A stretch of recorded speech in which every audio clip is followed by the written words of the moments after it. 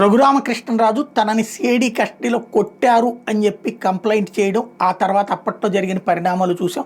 రీసెంట్గా ఆయన మళ్ళీ ఇచ్చినటువంటి కంప్లైంట్ ఆధారంగా కొన్ని అరెస్టులు, కొంతమంది మీద యాక్షను ఇవన్నీ చూసాం. అయితే ఇందులో ప్రధానమైనటువంటిది డాక్టర్ ప్రభావతి వాంగ్మూలం. అప్పుడు ఉన్నటువంటి మొత్తం ముగ్గురు డాక్టర్లతో కూడినటువంటి ఒక ప్యానెల్ని వేస్తే ఆ ప్యానెల్కి హెడ్గా డాక్టర్ ప్రభావతి ఉంటే ఆయన్ని ఎవరు కొట్టినటువంటి ఆధారాలు లేవని ఇచ్చినటువంటి నివేదిక, మిగతా ఇద్దరు డాక్టర్లు ఇచ్చిన నివేదికని క్రోడీకరిస్తూ ఫైనల్ రిపోర్ట్ డాక్టర్ ప్రభావతి ఇచ్చారు. అయితే తనని కొట్టారు, ప్రభావతి ప్రభుత్వానికి లొంగిపోయింది, ప్రభుత్వం చెప్పినట్టు రిపోర్ట్ ఇచ్చింది అంటూ ఆమెను కూడా నిందితుల జాబితాలో చేరిస్తే ఆమెని అరెస్ట్ చేయడానికి రంగం సిద్ధం చేసినప్పుడు ఆమె దాని మీద హైకోర్టుకు వెళ్తే హైకోర్టు కూడా కొట్టేస్తే సుప్రీంకోర్టుకు వెళ్తే విచారించడానికి వరకు ఓకే, కానీ అరెస్ట్ చేయొద్దని ఆదేశాలు ఇచ్చింది.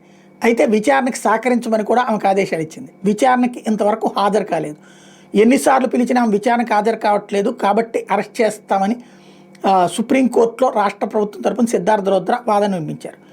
అట్లా కాదు, అసలు మీకేం జరిగింది అంటే ఇటు ఈమె తరపున లాయర్ వచ్చేటప్పటికి ఆమెకు ఒక్కసారి నోటీస్ ఇచ్చారు.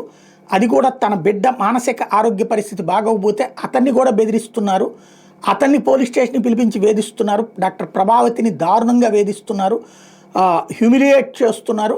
ఆమెకి ఒక్కసారి నోటీస్ ఇచ్చారు, విచారణ ఎదుర్కోవడానికి ఆమె సిద్ధంగా ఉంది అని చెప్పారు. దాంతో విచారణ ఎదుర్కోమని చెప్పేసి ఆ విషయంలో వెనక్కి తగ్గడానికి వీల్లేదని తేల్చి చెప్పింది కోర్టు. కాబట్టి ఈ నెల 7-8 తారీఖుల్లో ఆమె విచారణ ఎదుర్కొంటారు. ఆ తర్వాత నెక్స్ట్ స్టెప్ ఏం జరుగుతుందో చూడాలి.